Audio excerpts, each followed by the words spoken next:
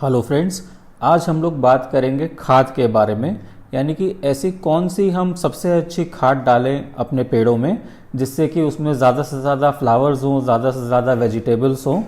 तो आज हम एक ऐसा मिक्सचर बनाएंगे खाद का जिसमें हम 7-8 चीज़ें डालेंगे जिससे कि उसका कंटेंट अच्छा हो और हम उस मिक्सचर को अपने किसी भी तरह के प्लांट में डाल सकते हैं।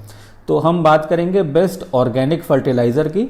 मतलब हम उसमें कोई भी केमिकल या इस तरह की कोई भी यूरिया टाइप की चीज़ नहीं डालेंगे जो कि हमारे लिए हार्मफुल हो। वो सारे मटेरियल ऑर्गेनिक होंगे और हमारी सेहत के लिए अच्छे होंगे। तो आइए हम तैयार करते हैं अपनी सुपर खाद। तो हमारी ये जो सुपर खाद है, इसका जो मेन कंपोनेंट है वो है काऊ डंग मैन्योर, यानी कि गोबर की खाद।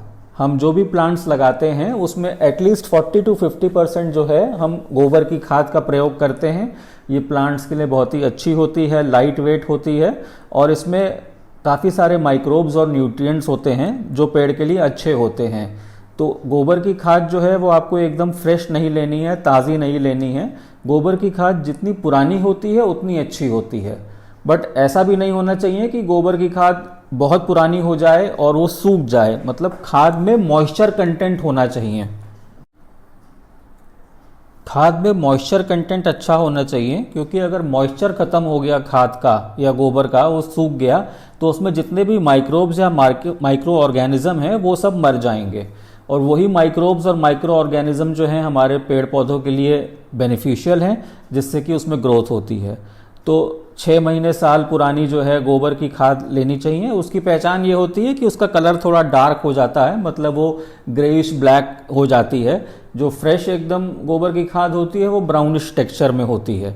तो गोबर की खाद हमारे पेड़ों के लिए बहुत अच्छी है और ये आप किसी भी लोकल नर्सरी से परचेज कर सकते हैं या ऑनलाइन स्टोर से ले सकते हैं, सब जगह ईजिली मिल जाती है। अब उसके बाद अगला जो कंपोनेंट हम यूज़ करेंगे वो है कोकोपीट। कोकोपीट, जैसा कि काफ़ी लोग जानते हैं, कोकोनट हस्क से बनता है। तो कोकोपीट के आपको इस तरह के ब्रिक्स मिलते हैं अलग अलग साइज़ के। तो उसको यूज़ करने का तरीका ये होता है कि पहले आपको उस ब्रिक्स को तोड़ के छोटे छोटे पीसेस में कोकोपीट को निकालना है और फिर उस कोकोपीट में को पानी में सोक करके ओवरनाइट रखना है। कोकोपीट में जो है वाटर होल्डिंग कैपेसिटी बहुत अच्छी होती है, मतलब ये पानी को, मॉइस्चर को रोक के रखता है और प्लांट्स को धीरे धीरे इससे पानी मिलता रहता है। तो आप कोकोपीट को किसी भी बकेट में या टब में पानी में भिगो के ओवरनाइट रखेंगे तो सुबह जब आप इसको देखेंगे तो इसका जो साइज़ या वॉल्यूम है वो 3 से 4 गुना बढ़ जाता है। ये पानी को एब्जॉर्ब करके स्वेल कर जाता है। तो इसको कंपोनेंट को भी हम अपने प्लांट्स में मिलाते हैं।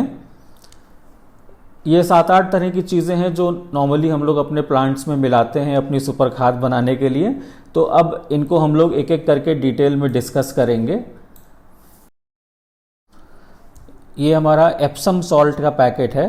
एप्सम सॉल्ट जो है वो प्लांट्स के लिए बहुत अच्छा होता है। ये प्लांट्स को बुशियर बनाता है, मतलब उसकी पत्तियों की ग्रोथ ज़्यादा होती है, उनमें ज़्यादा फूल खिलते हैं और फूलों का जो कलर है वो ज़्यादा अच्छा आता है। तो ज़्यादातर फ्लावर्स और फ्रूट्स वाले प्लांट्स में हम एप्सम सॉल्ट को मिलाते हैं। एप्सम सॉल्ट भी आपको आसानी से कहीं भी किसी स्टोर पे मिल जाएगा। इसके बाद जो अगला कंपोनेंट है वो हमारा ऑर्गेनिक वर्मी कंपोस्ट है, यानी कि इसको हिंदी में बोलते हैं केंचुए वाली खाद। तो अर्थवॉर्म या केंचुआ जिस मिट्टी को उपजाऊ बनाता है, उसी तरह से वो मिट्टी को केंचुए वाली खाद में कन्वर्ट करता है, उसको वर्मी कंपोस्ट बोलते हैं। ये भी आपको इजीली स्टोर पे मिल जाती है और इसका भी कंपोनेंट हम अपनी खाद में मिलाते हैं। तो 20 to 30% वर्मी कंपोस्ट मिलाया जाता है। ये प्लांट्स के लिए बहुत अच्छा होता है और ऑर्गेनिक होता है और इसमें जो माइक्रोब्स हैं और माइक्रो न्यूट्रिएंट्स हैं वो प्लांट्स को बहुत हेल्दी बनाते हैं। नेक्स्ट जो कंपोनेंट है हमारी सुपर खाद का वो है परलाइट। परलाइट जो है वो एक वॉल्केनिक रॉक से निकाला जाता है और इसका सबसे बड़ा फ़ायदा ये होता है कि परलाइट आपके प्लांट की रूट्स में एयर सर्कुलेशन को बढ़ाता है, जिससे कि रूट्स की ग्रोथ और अच्छी होती है। तो परलाइट भी 10 से 15% की मात्रा में हम अपने प्लांट्स में खाद में मिलाते हैं। इसके साथ साथ पेड़ों की जड़ों में जो है रॉटिंग ना हो, उसमें फंगस ना लगे, उसके लिए हम ये एक फंगीसाइड यूज़ करते हैं। इसका नाम साफ है। ये इजीली सब स्टोर्स पे मिल जाता है और काफ़ी पॉपुलर है। तो ये साफ फंजीसाइड भी जब हम मिट्टी बनाते हैं पेड़ों की तो उसमें हम खाद में अपना इसको साफ को मिलाते हैं। ये पाउडर फॉर्म में आता है और आप इसको जब भी अपनी कोई खाद बनाएं या मैन्योर बनाएं तो उसमें आप यूज़ करें। इससे प्लांट को फ़ायदा होगा और उसमें कीड़े और इंसेक्ट्स कम लगेंगे।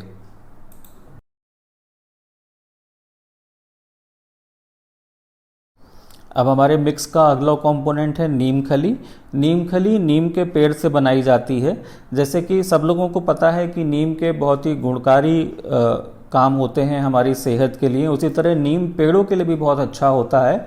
नीम एक नेचुरल पेस्टिसाइड है, उससे पेड़ में जो है कीड़े मकोड़े या फंगस वो सब नहीं लगता है। और नीम जो है वो नाइट्रोजन, फास्फोरस और पोटेशियम में रिच होता है।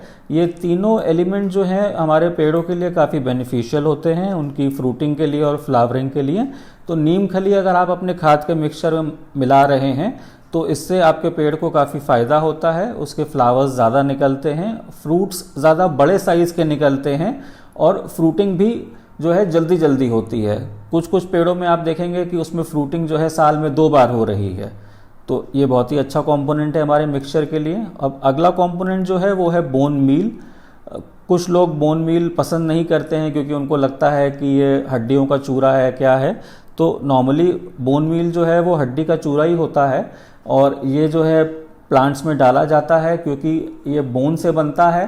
तो इसमें कैल्शियम कंटेंट और फास्फोरस कंटेंट बहुत ज़्यादा होता है। उस कैल्शियम और फास्फोरस की वजह से जो है प्लांट बहुत हेल्दी होता है और प्लांट में ग्रोथ बहुत जल्दी दिखाई जाती है। तो ये आपका निर्णय है कि आपको इसको यूज़ करना है कि नहीं। अब नेक्स्ट कंपोनेंट जो हमारा है वो है सीवीड फर्टिलाइज़र।